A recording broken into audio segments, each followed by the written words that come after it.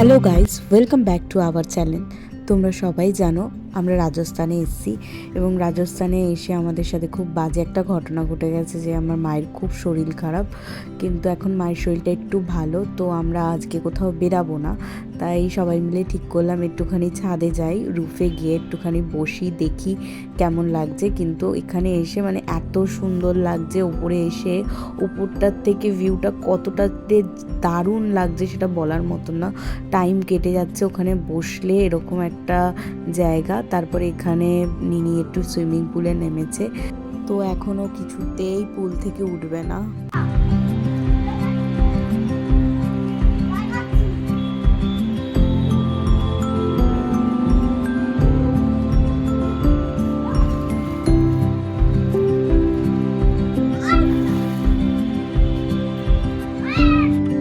মায়ের তো একটু শরীরটা খারাপ, তো আমরা মাকে সবাই হাসানোর জন্য একটুখানি গল্প গুজব করছিলাম বসিয়ে। কিন্তু মায়ের শরীরটা একটু খারাপ, মা অল্প অল্প করে কথা বলার চেষ্টা করছে। মাকে তো দাঁড়াতে হবে না, তাহলে আমরা কালকের থেকে আবার ঘুরতে যেতে পারবো, আনন্দ করতে পারবো। কিন্তু মা যদি এইভাবে শুয়ে থাকে তাহলে তো আমরা আর বেরাতে পারবো না। তো তার জন্য সবাই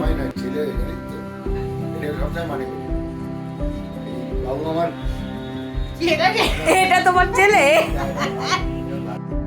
তারপর দুপুরে একটু অল্প কিছু খেয়েই তারপরে দিদিভাই আর বাবা বেরিয়ে গেছে একটু ঘুরতে, কারণ আমি তো মায়ের কাছে ছিলাম। আমি, মা, বাবু হোটেলে ছিলাম, কারণ মায়ের খুবই শরীর খারাপ।